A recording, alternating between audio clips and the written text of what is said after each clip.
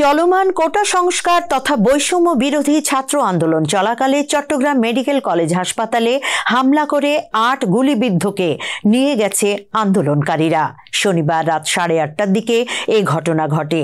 এ সময় এক পুলিশ কনস্টেবলকেও তুলে নিয়ে যাওয়া হয়।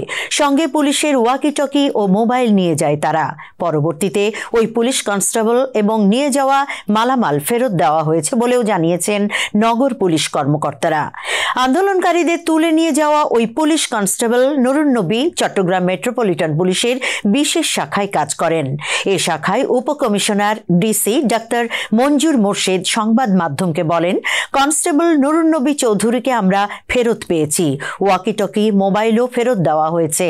চট্টগ্রাম মেডিকেল কলেজ হাসপাতালের পরিচালক ব্রিগেডিয়ার জেনারেল মোহাম্মদ তসলিম উদ্দিন বলেন, সহিংসতার ঘটনায় গুলিবিদ্ধ ৮ জনকে হাসপাতালে ভর্তি করা হয়েছিল। রাত 8:30টার দিকে হাসপাতালের ক্যাজুয়ালিটি ওয়ার্ডে হামলা চালিয়ে তাদের ছিনিয়ে নিয়ে যায় একদল দুর্বৃত্ত। হামলার ঘটনায় আতঙ্ক ছড়িয়ে পড়ে মেডিকেল এলাকা জুড়ে।